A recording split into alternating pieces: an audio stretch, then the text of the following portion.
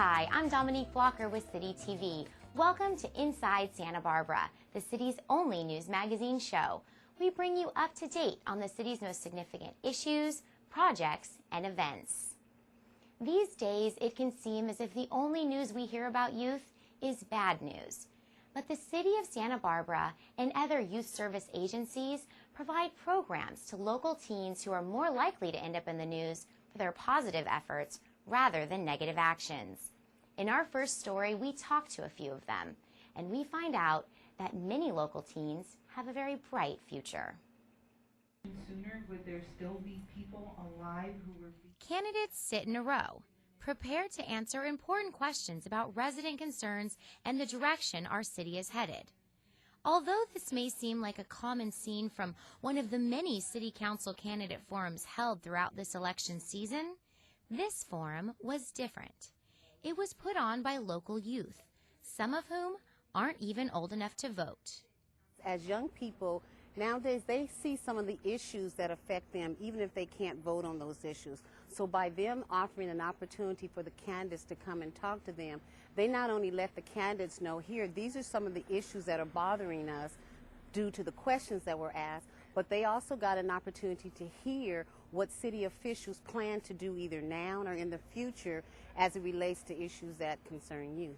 Well, we realized during this election season that a lot of the questions always referred to adults and adult issues, and as the Youth Council we wanted to have a greater focus for the youth and teens in Santa Barbara County. So we asked our fellow peers from our high schools and friends from our community questions that they would like to see asked to the possible council members that were going to sit on City Council. And we asked them what they would want to hear, and they told us, and we chose the questions from random, and so all the questions were from our friends, from our teenagers in Santa Barbara County. Giving light to issues important to today's youth made this event especially poignant for candidates. The thoughtful questions highlighted not only how engaged local teens are, but also showed the relevance of youth issues to our community as a whole. Well, a lot of comments from them were kind of saying these questions were from teens, and it was like our moment of like really proud moment, saying like, yeah, these were all from high school students and junior high students, and yeah, and they were really tough questions as well, but they were really good questions, and they always, the council members also said that it was one of their favorite candidates forum, so that was really good. The candidate forum is just one way teen council youth are making a difference in our community now and gaining experience for their future. It gives our youth the opportunity to get to know how governance works. It also gives our youth an opportunity to grow as leaders, to find out how to be team workers, also to plan projects. And so it's a wonderful opportunity for them to not only give back to the city, but the city to give to them. But it also helps the city when they're trying to make decisions on getting a youth point of view about what's going on in the community or what's going on nationally for youth. We have our meetings twice a month, and they always go to like 2 hours each meeting, and it's something that we love to do, and it's something that we express to any kind of events to our friends on campus, so they're well aware of these situations that we're in. And also there's some teens that we love to help out. Usually we do like community service to help teens, whether it's like tutoring in elementary schools, and it's just kind of helping a wide range of youth in our community. A larger network of agencies called the Teen Coalition is working to create a healthy, engaging, and encouraging environment for local youth.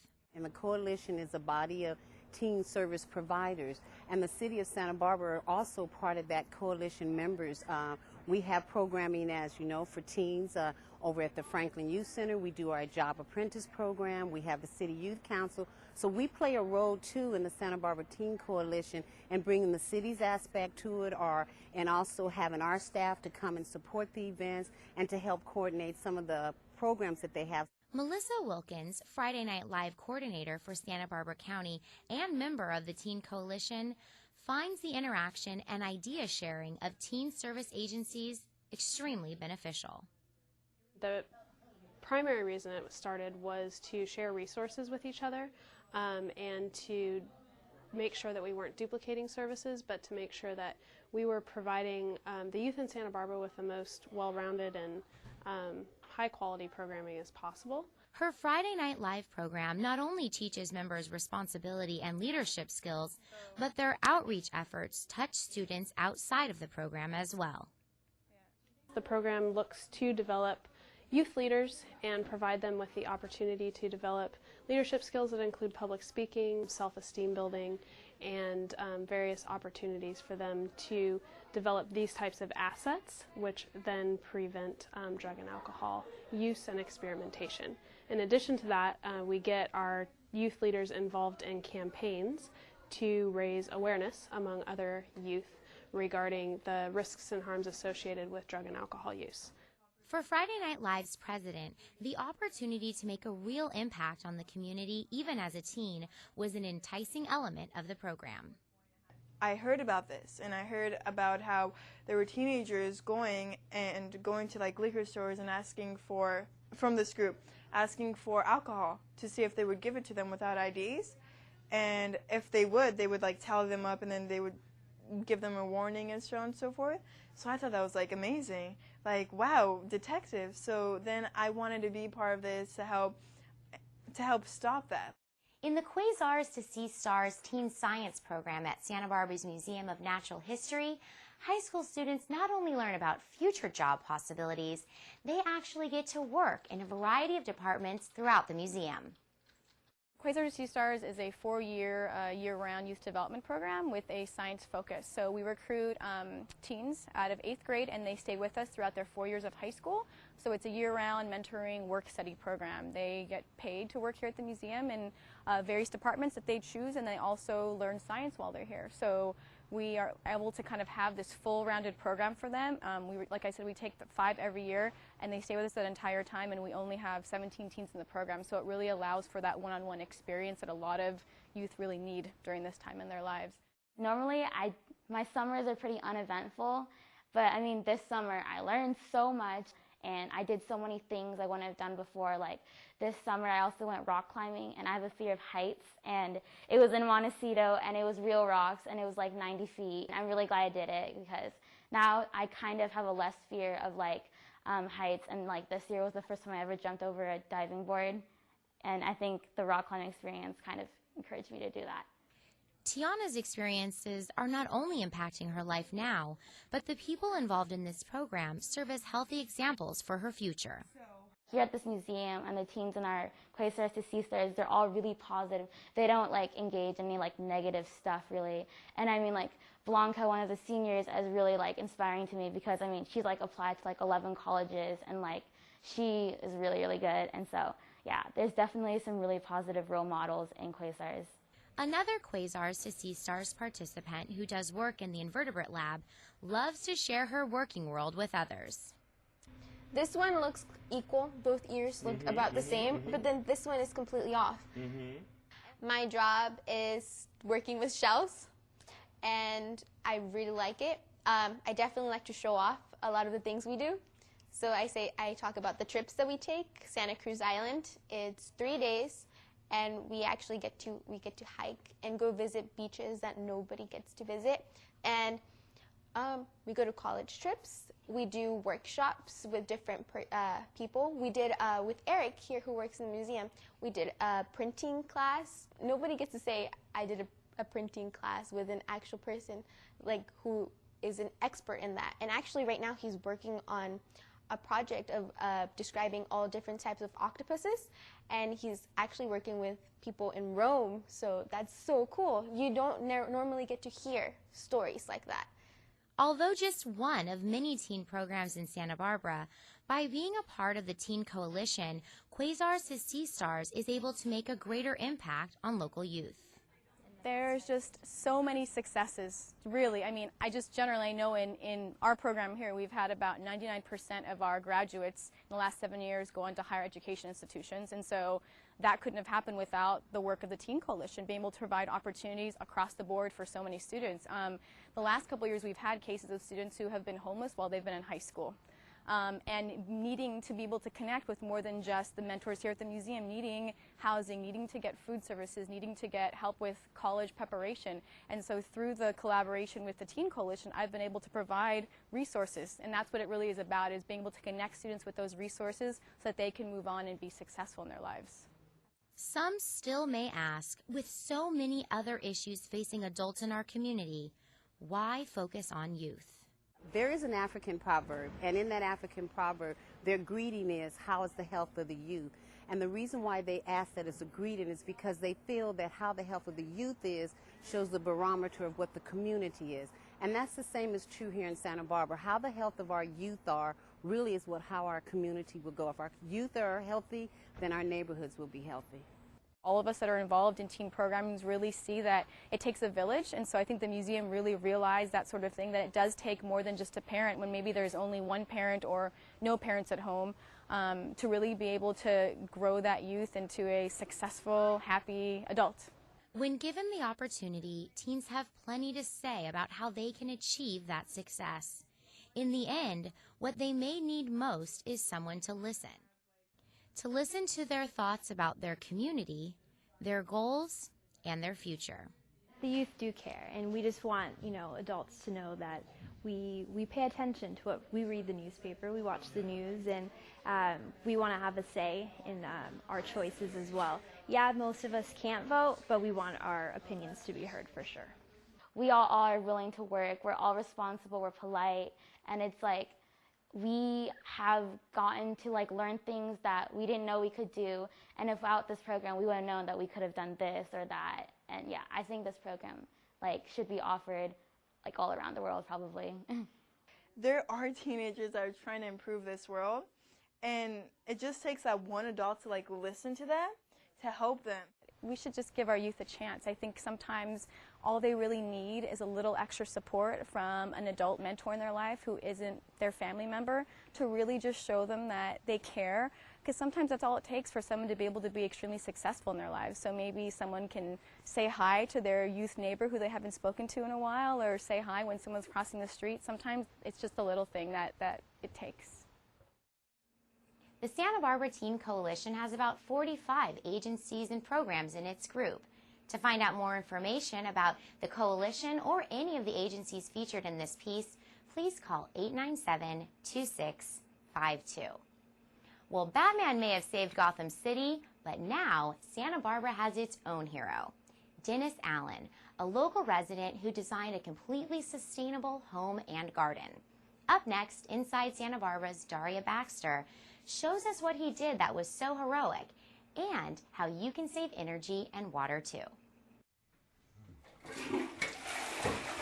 The City of Santa Barbara started the Water Hero program to highlight citizens that went above and beyond in their water conservation efforts.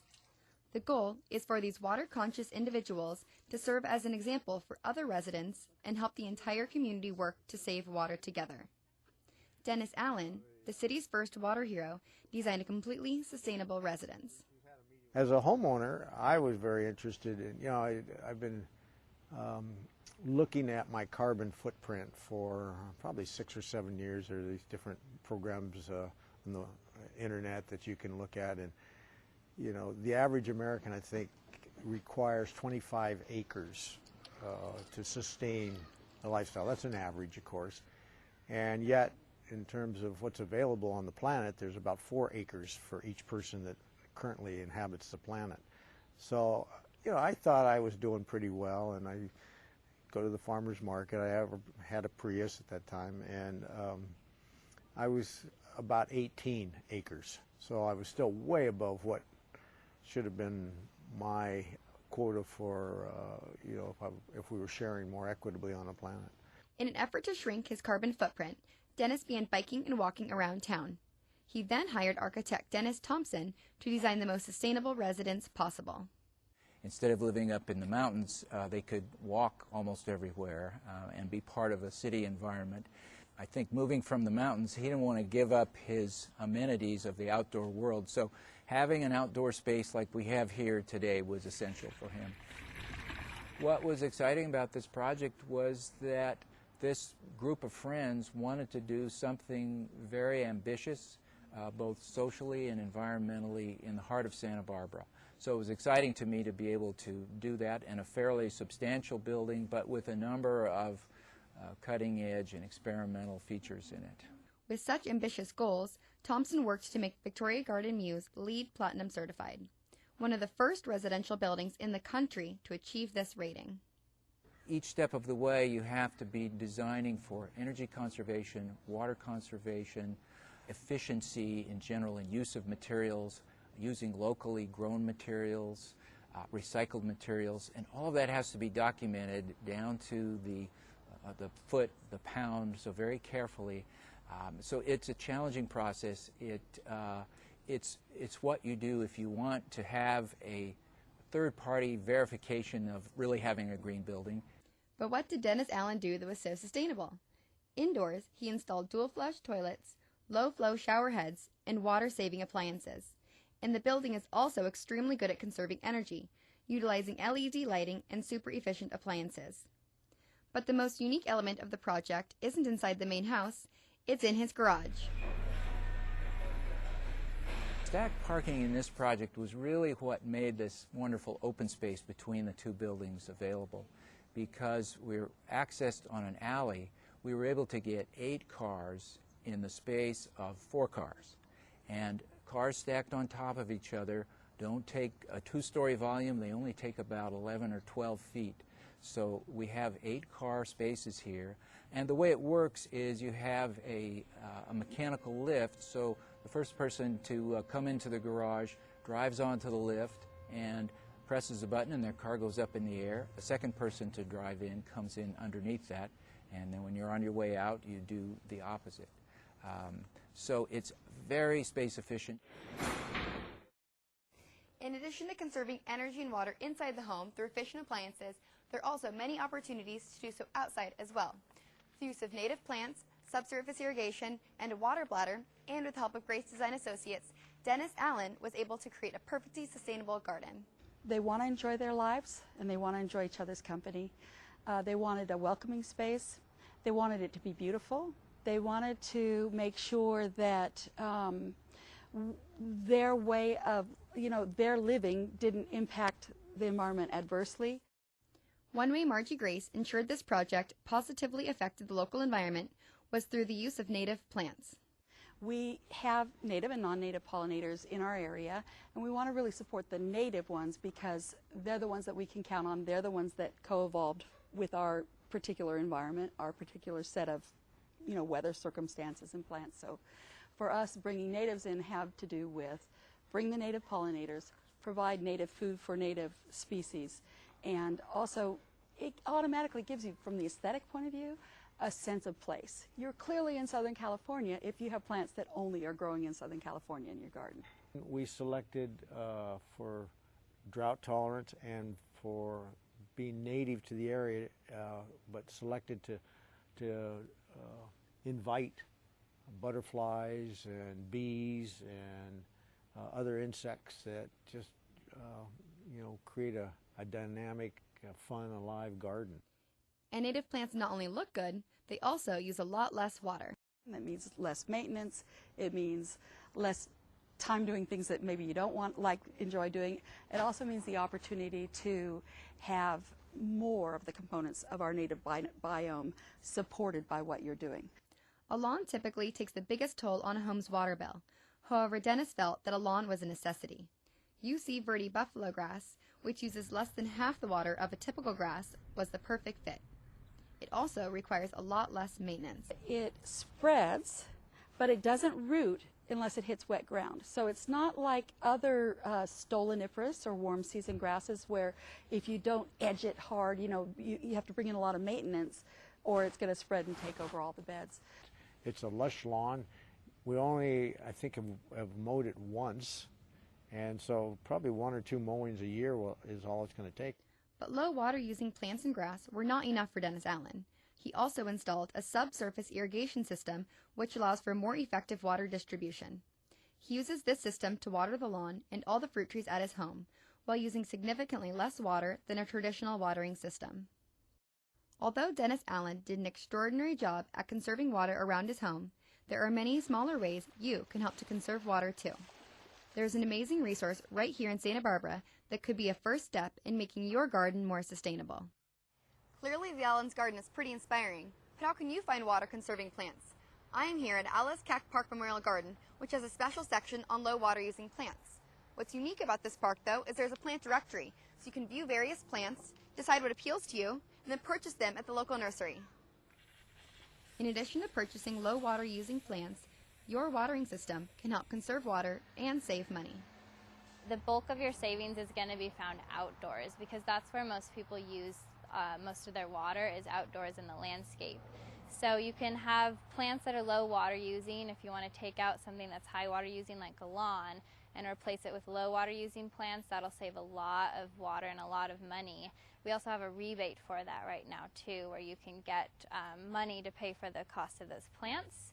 And then also, if you don't want to switch out your plants, but you still want to save water, you can make changes to your irrigation system. So you can replace pop-up spray heads with rotating nozzles that save about 20% more water, and they're really efficient with the way they give water to the landscape.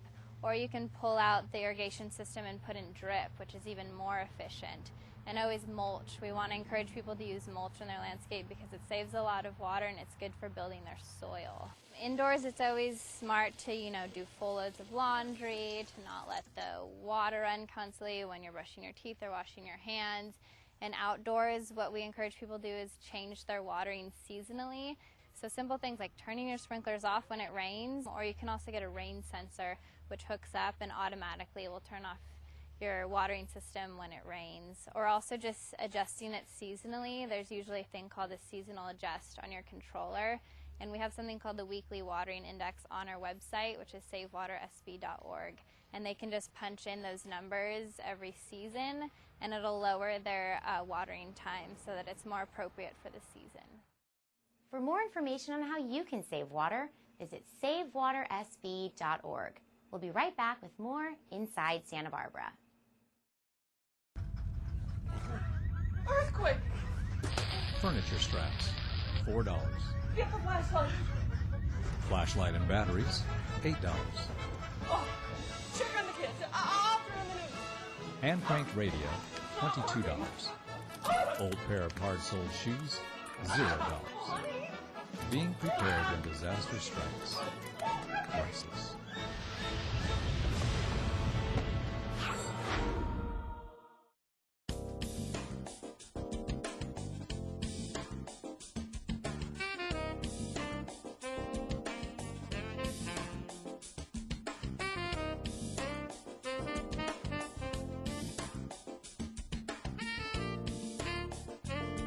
Rediscover your sense of Santa Barbara. Stearns Wharf, you're on to something.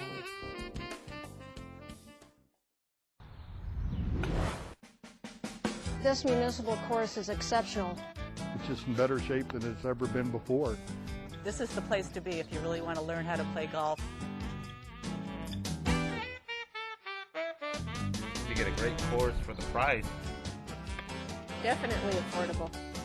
Great values on merchandise in the pro shop. It's a nice, friendly atmosphere. It's absolutely gorgeous. It's a handsome idea, this recycling of the glass jar that held a spicy marinade. Diverting materials from the landfill? Another beautiful thing. It's good for the earth. It's good for you. And recycling when paying bills is nothing short of gorgeous. Santa Barbara. Now recycling is sexy.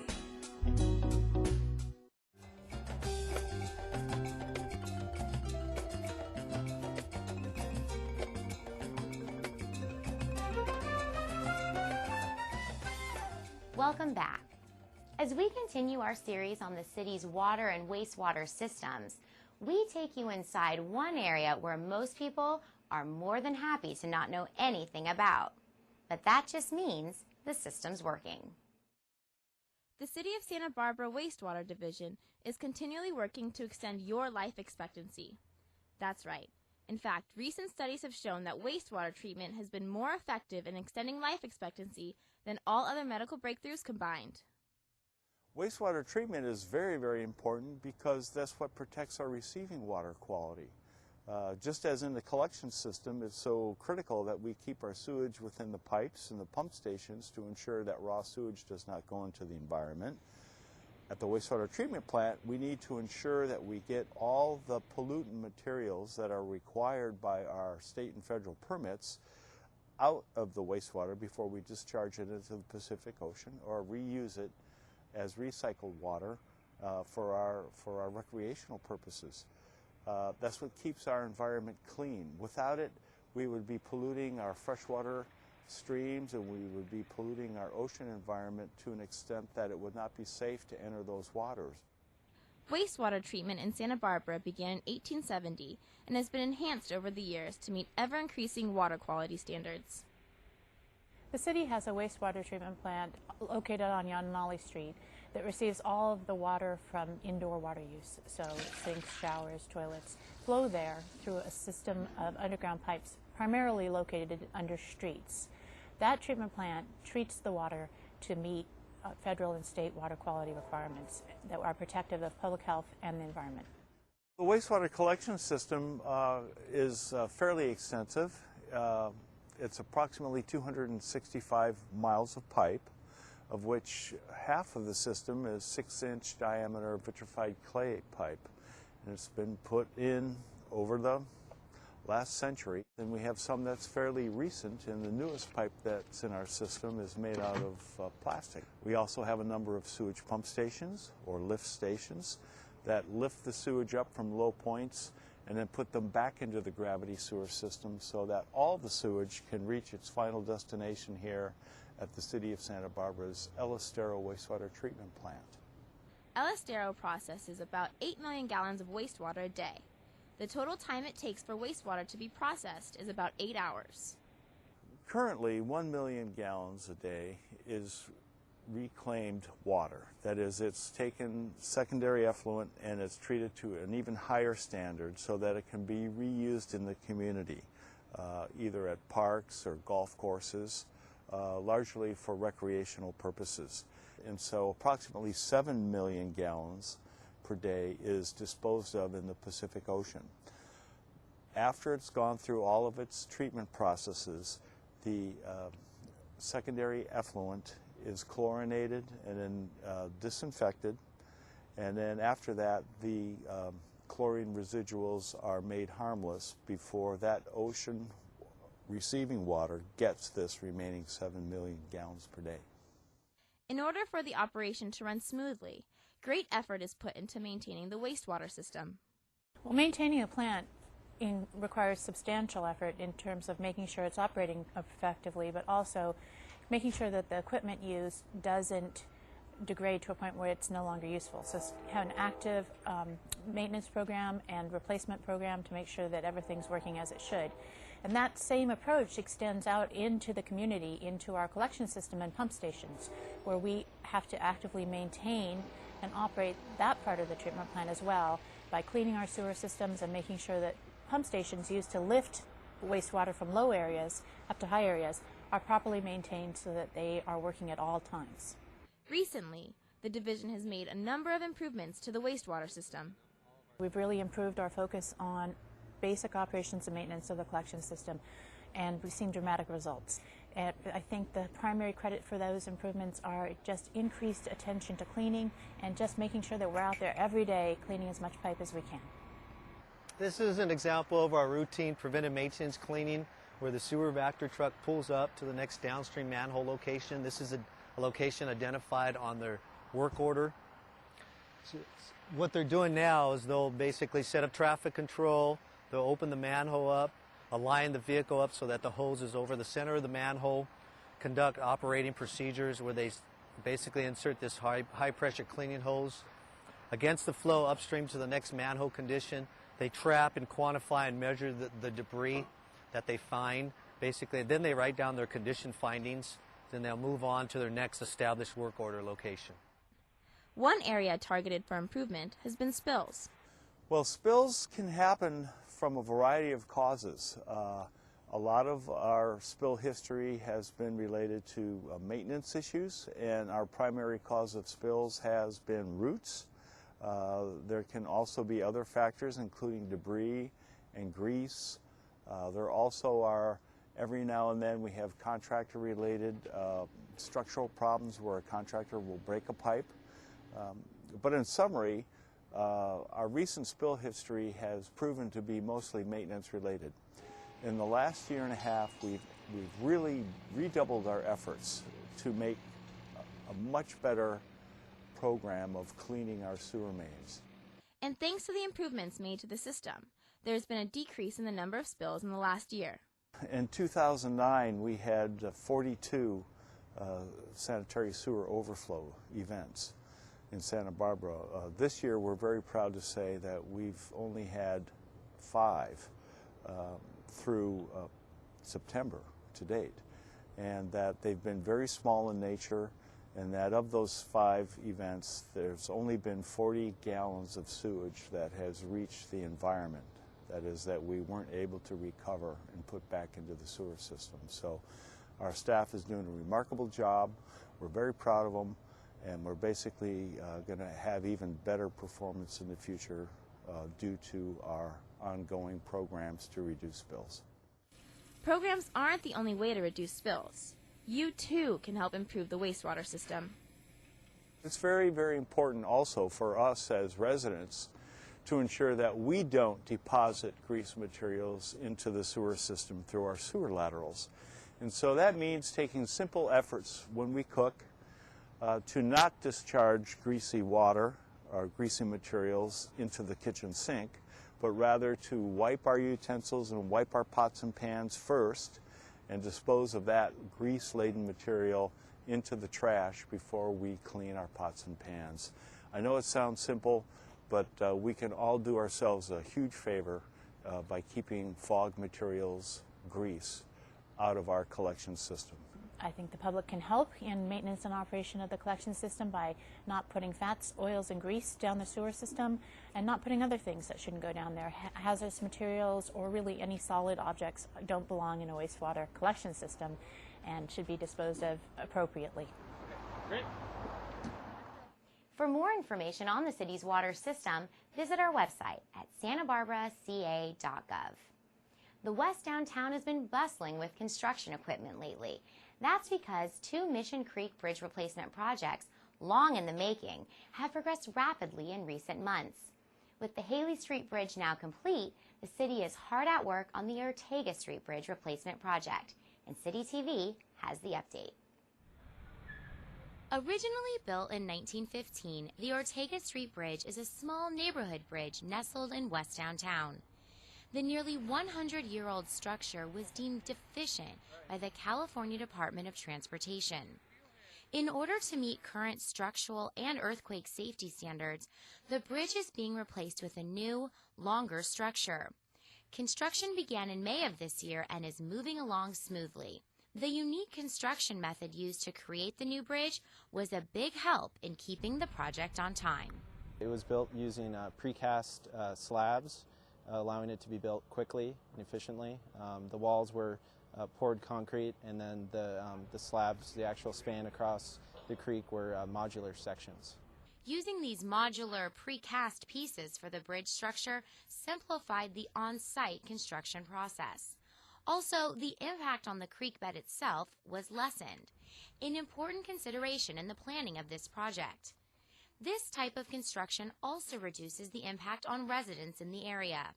With less construction work done in the neighborhood, the time that the Ortega Bridge area is out of commission for pedestrian and vehicular traffic is much less.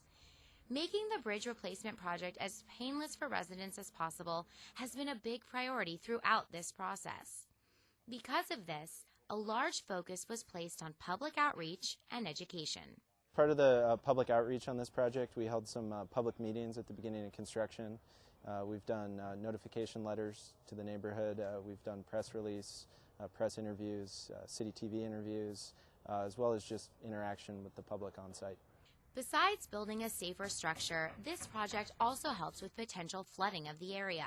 The new bridge will let more water flow underneath in Mission Creek, helping to alleviate potential neighborhood flooding during severe storms. Well, currently the bridge, we've done the slab across the bridge, and we're working on utilities and street level work. We hope to be complete with the project early 2012.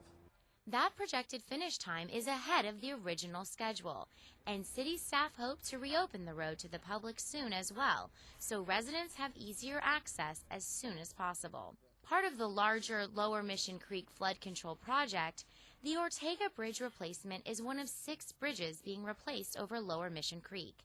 Additional neighborhood improvements will include updated sidewalks, curbs and gutters, street trees, and new bridge barrier railings. In the coming years, all our bridges in the downtown neighborhood will be safer for residents and wildlife alike. For updates and more information on the Ortega Street Bridge Replacement Project, you can visit santabarbaraca.gov/Ortega Bridge. Earthquake! Furniture straps, $4. Get the flashlight! Flashlight and batteries, $8. Oh, check on the kids. I'll throw them the news. Hand cranked radio, $22. Old pair of hard-soled shoes, $0. Being prepared when disaster strikes. Priceless.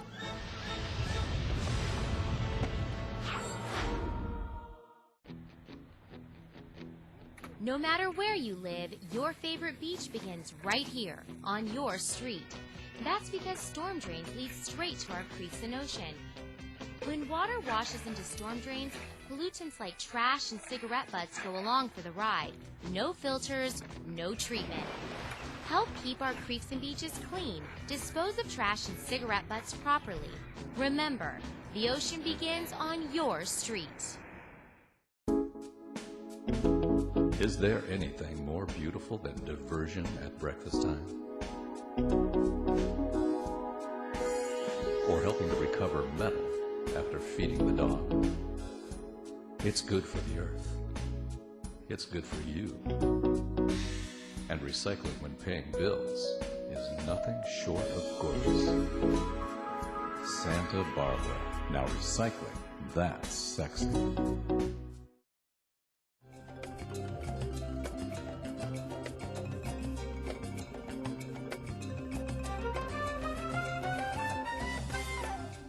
Santa Barbara has long been known for music, art, and fine dining.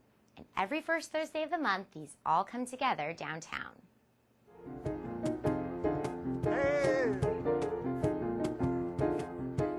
First Thursday started back in February of 2007. The downtown organization wanted to create an event that helped to enhance the cultural arts district downtown.